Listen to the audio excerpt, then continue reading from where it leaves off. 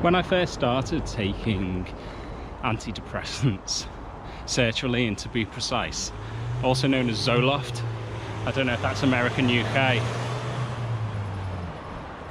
the thing I was most concerned about was the side effects, and whilst I'm not a doctor and certainly can't provide medical advice, I thought it might be quite useful to get anecdotal feedback from someone who's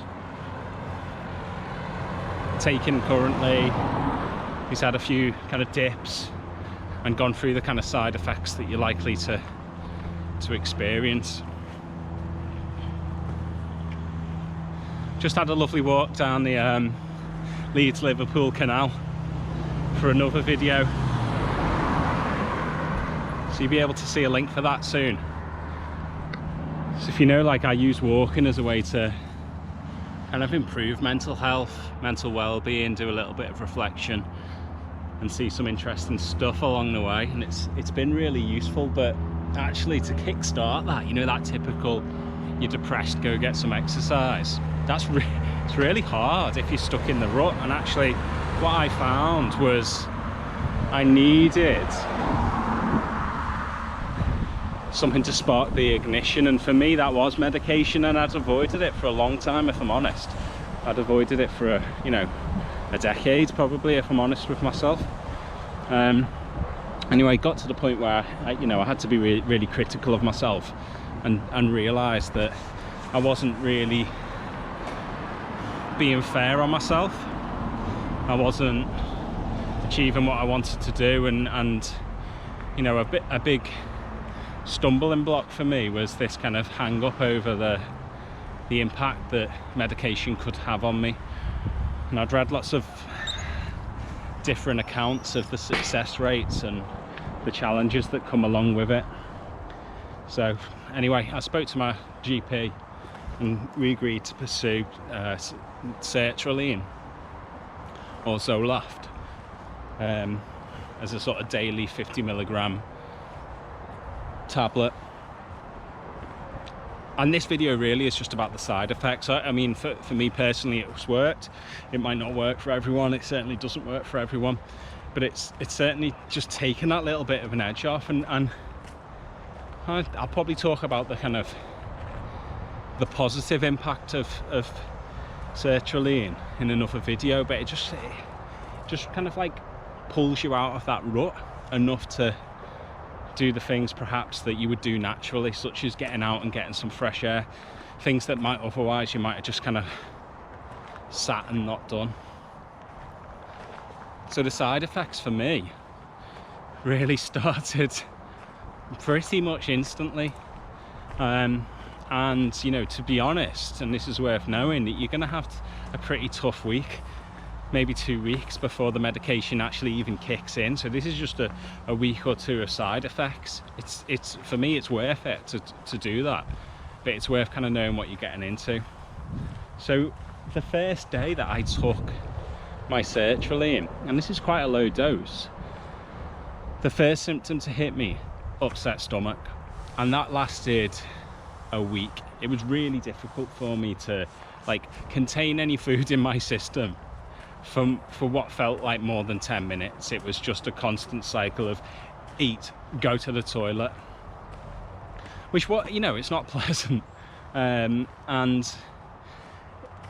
for me that was like the most troubling side effect, I suppose, that hit me, just because it's hard to manage that if you're trying to work, if you're trying to kind of carry on with bits and bobs. As the days go by, it gets a bit more manageable, and obviously it hasn't just kind of come out of the blue. You're conscious of it, so you can manage it a bit more carefully. But yeah, an upset stomach and just this sort of general feeling of nausea was a challenging one for me, and the one that was most instantaneous.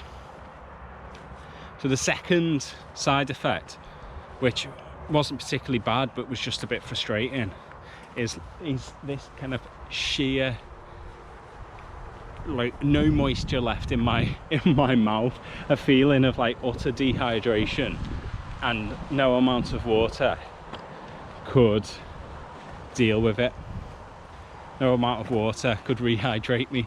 So just constantly feeling so dry inside my mouth, and like the kind of impact of that is like you're obviously looking for water a lot, but just kind of discomfort. Nothing compared to the anxiety or depression you may be facing, so a small price to pay. Third side effect would be like quite severe headaches. So that might have been to do with like that chemical effect of like going to the toilet so much, and that might all be linked, but just terrible headaches for about a week, usually towards the evening time. Just not quite migraine level, but more than just like an annoyance, something that you really had to kind of deal with for you know, a chunk of time, 30 minutes or so. The fourth side effect that I suffered, at least, was exhaustion. Just feeling knackered. So that and this probably lasted me more than a week. This was probably a good 2-3 weeks, but by 3 p.m. I was out. I was delirious with exhaustion. I was so tired I could have slept for the entire night from about 3 o'clock, which is difficult if you've got kids, if you've got a job, as most of us do, at least have one of those things. School, all of those things are difficult to manage. So I was exhausted. So it was just, once I'd kind of gotten to grips with it, even though it lasted a longer time, for me it was just a case of managing it. Just like I'm in a position where I could plan my day a little bit around it, and just be conscious it was likely going to hit me. Got to the point where it, you know, I wasn't exhausted anymore and I was in a better place, but just that first few weeks, that was probably one of the more challenging side effects that I faced.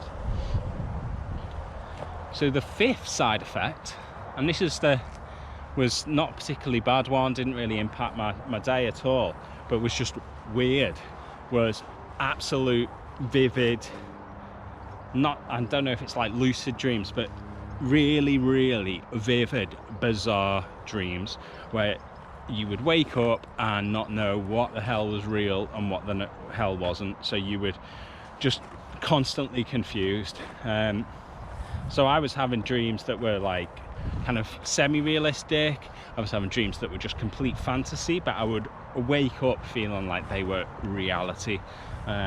And actually it was kind of like a fun side effect, I suppose. And I don't know if that is to do with like, whether there's something to do with like dreaming less, if there's a, you know, if there's a kind of block on serotonin or whatever the sort of chemicals are that cease to exist if you're struggling with a mental illness. But yeah, just absolute crazy, clear, weird, wonderful, wacky dreams that, you know, 99% of the time I'd wake up and laugh because they were like real and funny. But obviously I had quite positive or like not even positive, but dreams that were like non-impactful, because they would just be like looking at cows in a field or something like that, or looking at flying cows in a field. But I can imagine if you were having, say, like a nightmare experience, that could be really wild and tough to deal with. So yeah, essentially I do want to talk about the kind of positive effects of my kind of first few months on antidepressants, sertraline specifically, but I thought it was really useful just to kind of share what I felt were the side effects I faced. There's different side effects that everyone will have, and I guess I would imagine that's one of the reasons lots of people give up. And all I can say is when I've stopped for a period of time through, you know, maybe not having repeat prescription, and just like you get to that point where you're a bit worried to go back to the doctor, it really does hit you like a ton of bricks, because you snap back into that place that you were previously.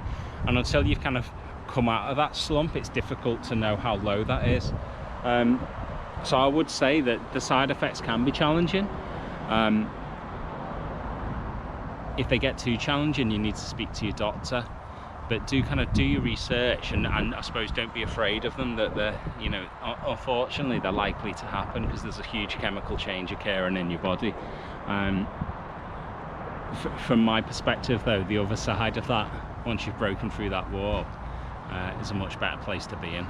So if you're really interested in kind of following me on my like journey to wellness, where I'm exploring all of these wonderful sites, all of this fabulous countryside we've got in the UK, all of these interesting locations, hit subscribe. Love to hear from you. Let me know how it's going.